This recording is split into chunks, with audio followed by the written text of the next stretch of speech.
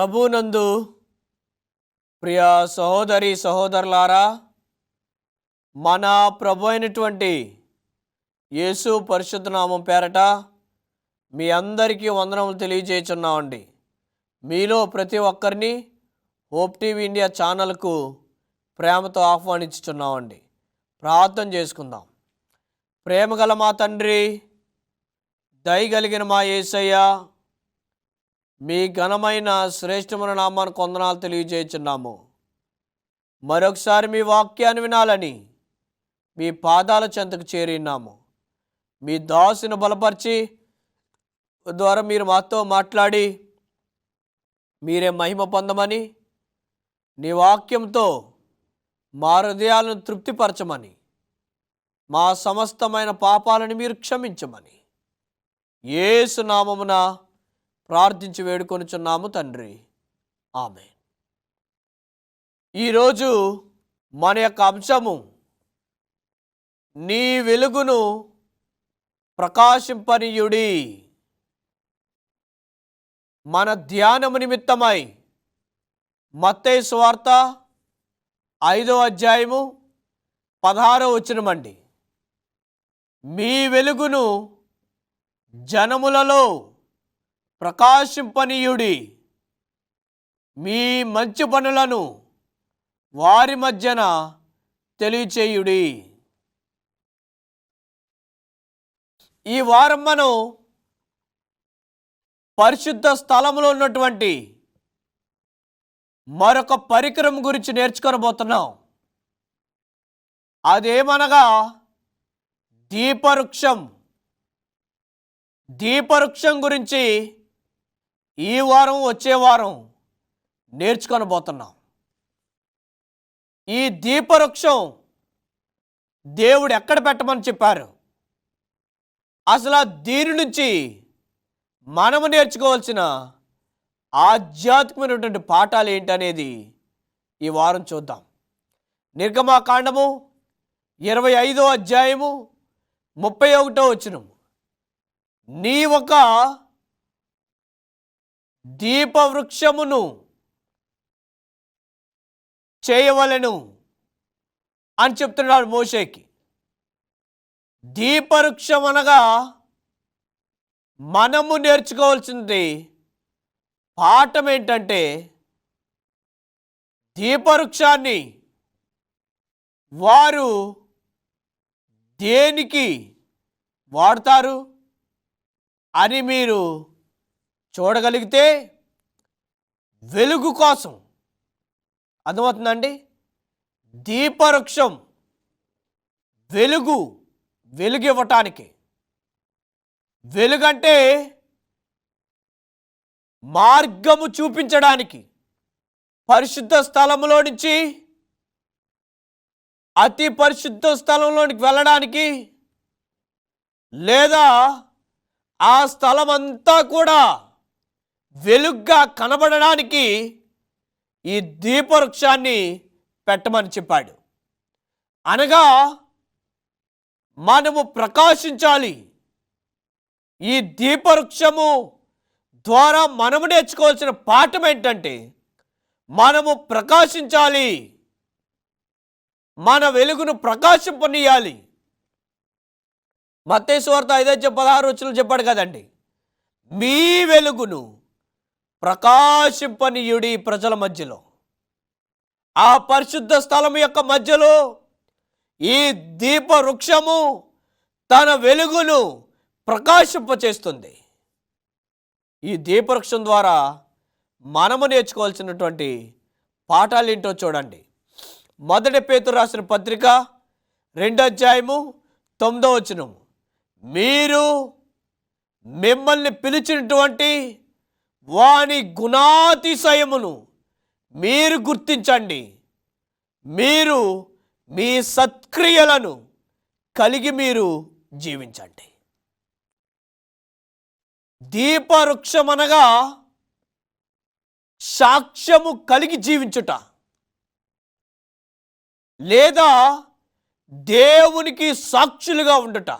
అందుకే 1 పేతురు రాసిన పత్రిక 2:9 మిమ్మల్ని పిలిచిన వాని గుణాతిశయమును మీరు ప్రచురము చేయుడి అని మాట్లాడుచున్నాడు. అనగా దేవుడు మనలను పిలిచారు. ఎక్కడి నుంచి పిలిచారండి? పాపములో ఉన్న మనలను, దోషములో ఉన్న మనలను, ఈ లోకంలో లోకానుసారంగా తిరిగే మనలను దేవుడు పిలిచారు. ఆయన గుణాతిశయమును మనం ప్రచురం చేయడానికి, తన గుణాన్ని లోకానికి తెలియచేయడానికి, తన గుణాన్ని లోకానికి చెప్పడానికి, తన గుణాన్ని లోకమంతా కూడా పరిచయం చేయడానికి ఆయన మనలను పిలిచారు. ఆ గుణాన్ని మీరు ప్రచురం చేయండి, అంటే ప్రకాశింప చేయండి, ఆ గుణాన్ని మీరు తెలియచేయండి అని పేతురు మనతో మాట్లాడుచున్నాడు. అనగా దీనికి అర్థం ఏంటంటే, ఆయన గుణాన్ని మనం తెలియచేయాలంటే ఆయనకు సాక్షులుగా ఉంటేనే మనం ఈ పని చేయగలం. ఆయనకు సాక్షులుగా లేకుండా ఈ పనిని మనం చేయలేము.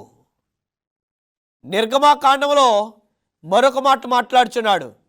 నిర్గమాకాండము 19:5-6 ఏం మాట్లాడుచున్నాడంటే, మీరు ఆయన కట్టడలను, ఆయన న్యాయ విధులను గైకొనండి, మీరు ఆయనకు ఏమై ఉన్నారు?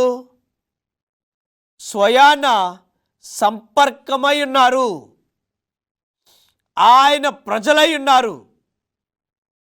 మీరందరూ కూడా వట్టివారు కాదు, మీరు ఆయన ప్రజలై ఉన్నారు. దేవుడు మిమ్మలను ఆయన ఎన్నుకున్నాడు, దేవుడు మిమ్మలను పిలుచుకున్నారు. కాబట్టి పిలుచుకున్న మీరు ఆయన కట్టడలను, ఆయన న్యాయ విధులను మీరు చేయండి. మీరు ఆయనకు స్వయాన జన సంపర్కమై ఉన్నారు, మీరు ఆయనకు బిడ్డలు అని నిర్గమాకాండము 19:5-6 మనకి రాయబడింది. కాబట్టి ప్రియ స్నేహితులారా, మనము చేయవలసినటువంటి పని ఏంటంటే ఆయనకు సాక్షులుగా ఉండాలి. ఆయన గుణాన్ని మనం ప్రచురము చేయాలి. ఎందుకంటే ఆయనకి మనము ఎందుకు సాక్షులమండి అనగా, యెషయా గ్రంథము 43:1 యాకోబు నీవు నా సొత్తు, నేను నిన్ను పేరు పెట్టి పిలిచాను అని చెప్తున్నాడు. దేవుడు యాకోబు ద్వారా ఆయన మాట్లాడుచున్నాడు. యాకోబు, నీవెవరో సొత్తు కాదు, నీవు నా సొత్తు, నేను నిన్ను పేరు పెట్టి పిలుచుకున్నాను, నా పేరు నీకు ఇచ్చాను, నా పేరుతో నేను నిన్ను పిలిచాను. యాకోబు ఆయన జీవితాన్ని మీరు చూస్తే, ఆయన తన అన్న విషయంలో ఏం చేశాడో, తన కుటుంబ విషయంలో ఏం చేశాడో, తన జీవితంలో ఏం చేశాడో ప్రతి దానిని మనం పరిశీలన చేయొచ్చు. ఈ వాక్యమంతా కూడా మీకు తెలుసు. యాకోబు జీవితము, ఆయన యొక్క గుణలక్షణము మొత్తం మీకు తెలుసు. అయినా కానీ తెలిసినప్పటికీ మరలా మీకు బోధిస్తున్నాను. అంతా తెలుసు కాబట్టి అంతగా నేను వెళ్ళట్లేదు. ఏంటి ఆ సత్యం అంటే, యాకోబు తన జీవితంలో ఎన్నో క్రియలను జరిగించారు. అయినప్పటికీ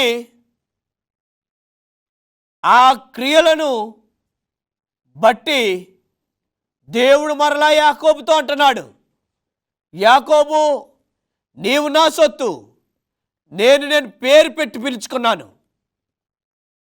అనగా నీవు నాకు కావాలి, నీవు నాకు సాక్షిగా ఉండాలి, నా తరపున, నా పక్షాన, నా కొరకు నీవు సాక్షిగా జీవించాలి ఈ లోకంలో. ఎందుకంటే నీ అన్న అయినటువంటి ఆ యాషాబు నన్ను తృణీకరించాడు. యేసు ప్రభువారి యొక్క జననాన్ని యాషాబు తృణీకరించాడు. అందుకని యాకోబుతో అంటున్నాడు, నీ అన్నది తృణీకరించాడు కాబట్టి యాకోబు, నీవు నా సొత్తు, నేను పేరు పెట్టి పిలుచుకున్నాను. నేను నీకు ఏ ఏ సంగతులను ఆజ్ఞాపించుచున్నానో, నేను ఏ ఏ సంగతులను నేను నీకు చెప్తున్నానో వాటన్నిటినీ నీవు గైకొని నాకు నీవు సాక్షులుగా ఉండాలి, సాక్షిగా జీవించాలి అని దేవుడు యాకోబుతో చెప్పాడు. యాకోబుతో దేవుడు ఎప్పుడైతే చెప్పాడో, నేను పేరు పెట్టి పిలిచానని, యాకోబు తన పాపాన్ని విడిచిపెట్టి తన దోషాలన్నిటినీ యేసు ప్రభువారి దగ్గర, తండ్రి అయిన దేవుని దగ్గర ఒప్పుకొని తన పాపాన్ని విడిచిపెట్టాడు. ఇప్పుడు అంటున్నాడు కదా, నీవు ఇక యాకోబు కాదు, నీవు ఇశ్రాయేలు. ఇశ్రాయేల్ అంటే నా ప్రజలు, నీవు నా ప్రజలు. నువ్వు ఇశ్రాయేలు సంతానమంతా కూడా నీ గర్భంలో నుంచి రాబోతుంది. ఇశ్రాయేలు అను ప్రజలకు నీవే పునాదివై ఉన్నావు, నీవే దీన్ని ప్రారంభించావు. యాకోబుకి ఎంత అదృష్టం వచ్చిందంటే, అప్పటి నుంచి యాకోబు దేవునికి సాక్షిగా నిలబడ్డాడు. అప్పటి నుంచి యాకోబు దేవునికి ప్రతినిధిగా ఉన్నాడు. ఆయన సేవ చేయడానికి, ఆయన పని చేయడానికి దేవుడు యాకోబుని ఎన్నుకున్నాడు. అటు తరువాత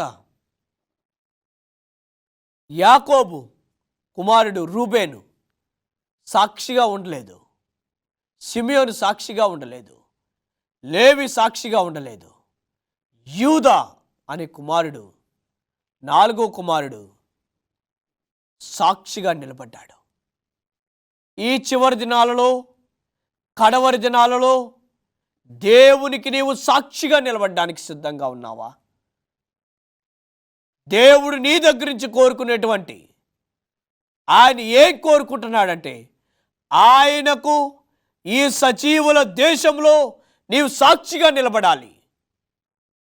సజీవులు నివసించేటువంటి ఈ లోకంలో నీవు ఆయనకు సాక్షిగా ఉండాలి. నయమాను ఇంటికి ఒక చిన్న కుమార్తె వెళ్ళిపోయింది బానిసగా. నయమాను కుష్ఠరోగంతో బాధపడుతున్నాడు. కుష్ఠరోగంతో బాధపడుతున్న నయమాను తన యజమాని చూసింది. ఈ చిన్నది ఇశ్రాయేలు నుంచి తేబడింది. ఈ చిన్నది అయితే తేబడిన ఈ చిన్నది అక్కడే ఉంటుంది. తన యజమానుడేమో కుష్ఠరోగంతో బాధపడుతున్నాడు. మనమైతే ఏమనుకుంటాం, బాధపడినివ్వండి, నన్ను బాధ పెట్టాడు కదా, నన్ను ఇక్కడ తీసుకొచ్చాడు కదా, ఆడికి నేను ఎందుకు చెప్పటం అనుకుంటాం మనమైతే. ఆ స్త్రీ ఏం చేసిందండి? ఆ చిన్నది ఏం చేసింది? తన యజమానుడు బాధపడేట చూచి, తన యజమానుడు బాధించబడేట చూసి యజమాను రాళ్ళతో చెప్తుంది, అయ్యో నా దేశంలో ఒక ప్రవక్త ఉన్నాడు, ఆయన దగ్గరికి వెళితే నీ రోగము బాగుపడుతుంది. పరలోకమందున్న తండ్రి స్వస్థపరిచేవాడు ఒక ఆయన ఉన్నాడు, ఆయన నిన్ను స్వస్థపరుస్తాడు, ఆయన నిన్ను బాగుపరుస్తాడు, ఆయన బాగుపడిస్తే మరలా నీవు అస్వస్థత కొనవు, నీకు ఆయన ఆరోగ్యం ఇస్తాడు అని ఆ చిన్నది దేవుని తరపున నిలబడి సాక్ష్యము చెప్పింది. ఎప్పుడైతే ఆ చిన్నది ఆ సాక్ష్యము చెప్పిందో వెంటనే ఈ సందేశాన్ని విన్నది ఆ యొక్క తన భర్తకు చెప్పింది నయమానికి. నయమాను రథం తీసుకొని వెళ్ళిపోయాడు. ఇశ్రాయేల్ దేశం తన రోగము బాగుపడింది. చూసారా, ఎవరి వలన సాధ్యమైంది ఇది? ఆ చిన్నది, ఆ చిన్న కుమార్తె దేవునికి సాక్షిగా ఉండబట్టి, దేవుని పక్షాన నిలబడబట్టి, దేవుని తరపున ఆ చిన్నది సాక్ష్యం ఇవ్వబట్టి ఈ రోజున నయమాను కుష్ఠరోగం మారిపోయింది. అపోస్తలుల కార్యగ్రంథము 1వ అధ్యాయము 8వ వచనంలో, నేను మిమ్మల్ని పిలిచింది ఈ సజీవుల దేశములో సాక్షులుగా ఉండడానికి. దేవుడు మనల్ని ఎందుకు పిలిచాడంటే ఆయనకు సాక్షులుగా ఉండాలని, మనము మంచి క్రియలను కలిగి జీవించాలని. చెడ్డ క్రియలు కాదు, మంచి క్రియలు మనము కలిగి జీవించాలని, మంచి అలవాట్లు మనలో ఉండాలని. క్రైస్తవులుగా మనము చలామణి అవుతున్నాం ఈ లోకంలో. క్రైస్తవులుగా చలామణయ్యే మనము మంచి గుణలక్షణాలను కలిగి ఉండాలి. అందుకనే దేవుడు మనల్ని పిలిచారు, పేరు పెట్టి మనల్ని పిలిచాడు. ఆయన గుణలక్షణాలను మనం ప్రచురం చేయడానికి, మనలో ఉన్నటువంటి ప్రతి పాపాన్ని విడిచిపెట్టి ఆయన పక్షాన మనం నిలబడడానికి, ఆయన తరపున మనం ఉండడానికి దేవుడు మనలను పిలిచారు. ఆయనకు సాక్షులుగా ఉండగలుగుతున్నారా? మంచి గుణలక్షణాలను మీరు కలిగి ఉండగలుగుతున్నారా? ఈ యొక్క వాక్యం ద్వారా మీ హృదయాలను మీరు పరిశీలన చేసుకోనండి. నేను క్రైస్తవుణ్ణి, నేను రక్షణ పొందవలసిన వాడిని. మీరు అనుకోవచ్చు, బాప్తిసం తీసేసుకున్నాను, నేను రక్షింపబడిపోయాను అనుకోవచ్చు. అది అపోహది. బాప్తిసం తీసుకున్నంత మాత్రాన, యేసు ప్రభువారిని అంగీకరించ మాత్రాన నీవు పూర్తిగా రక్షించబడినట్టు కాదు. నీవు పూర్తిగా రక్షించబడాలంటే ఒక్కొక్క వారం చెప్పేటువంటి ఈ సందేశాలు ప్రకారంగా జీవిస్తేనే నీవు పూర్తిగా రక్షింపబడినట్టు. లేకపోతే నీవు రక్షింపబడలేనట్టే. నేను రక్షణ పొందేశాను, నేను రక్షింపబడిపోయాను అనుకోవచ్చు. అది నీ మనసుకే తప్ప బైబిల్ ప్రకారంగా నీవు రక్షింపబడలేనట్టే. ఈ యొక్క 4వ పరికరము దీపవృక్షము ద్వారా మనం నేర్చుకోవాల్సింది, ఆయనకు సాక్షులుగా మనం జీవించాలి, ఆయనకు ప్రతినిధులుగా మనం ఉండాలి, ఆయన తరపున మనం నిలబడాలని దేవుడు మన దగ్గర నుంచి ఆయన కోరుకుంటున్నాడు. అయితే ఈ దీపవృక్షాన్ని, దేవునికి సాక్షులుగా ఉండేవాడిని సంఘం ఏం చేసింది? దేవునికి సాక్షులుగా నిలబడినటువంటి ఆ జనాన్ని సంఘం ఏం చేసింది? ఎలా పాడు చేసింది? పాడు చేసిన దాన్ని ఎవరు తిరిగి నిర్మించారో అనే విషయాలు మనం వచ్చేవారం నేర్చుకొని పోతున్నాం. కాబట్టి ప్రియ స్నేహితులారా, దీపవృక్షము నుంచి మనం ప్రతి పరికరం గురించి చూశారు కదండి. ప్రతి పరికరం యొక్క విలువను నేర్చుకుంటున్నాం, దాని నాశనాన్ని చూస్తున్నాము, మరలా అది తిరిగి నిర్మించడాన్ని కూడా చూస్తున్నాం. ఈ వారం మనం దీపవృక్షం యొక్క లక్షణాన్ని నేర్చుకున్నాం. ఇది సంఘం, రోమన్ క్యాథలిక్ సంఘం ఎలా పాడు చేసింది, పాడు చేసిన దీన్ని దేవుడు ఎలా తిరిగి నిర్మించాడో వచ్చే వారం మనం నేర్చుకొని పోతున్నాం. కాబట్టి మీరు చేయవలసిన పని, ఆయనకు మీరు సాక్షులుగా ఉండండి. రక్షింపబడాలనుకున్న వారందరూ చేయవలసినటువంటి పనులు ఇవన్నీ. దేవుని యొక్క రక్షణ ప్రణాళిక గుడారపు సేవలో అమర్చారు. ఒక మనిషి పూర్తిగా రక్షించబడాలంటే ఇప్పటి వరకు కొన్ని నేర్చుకున్నాం. ఏటవి? యేసు ప్రభువారిని బలి పశువును అంగీకరించాలి, తర్వాత బాప్తిస్మం తీసుకోవాలి, ముచ్చటి బాప్తిస్మం, తర్వాత వాక్యాన్ని కలిగి ఉండాలి, తర్వాత వ్యక్తిగత క్రియలు బాగోవాలి, ఆయనకు సాక్షులుగా ఉండాలి. ఇప్పటి వరకు మనం ఇన్ని నేర్చుకున్నాం. ఇవన్నీ కలిగి జీవించండి. రాబోతున్న వారాల్లో కూడా ఇంకా చాలా విషయాలు నేర్చుకుంటాం. ఇవన్నీ కలిగి జీవిస్తేనే నీవు పూర్తిగా రక్షింపబడినట్టు. లేని ఎడల నీవు రక్షణ పొందలేనట్టే. పేరుకి నీ తృప్తి కోసమో, నీవేదో ఎవరికో చెప్పుకోవడం కోసమో నేను రక్షింపబడ్డానని చెప్పుకుంటాం. కానీ బైబిల్ ప్రకారంగా నీవు రక్షణ పొందలేనట్టే. కాబట్టి ఇవన్నీ గుణలక్షణాలను మీరు కలిగి జీవించండి. ప్రత్యేకంగా ఈ యొక్క ఆయనకు సాక్షులుగా మీరు జీవించండి. దేవుడి మాటలు దీవించునుగాక. ఆమేన్. ప్రార్థన.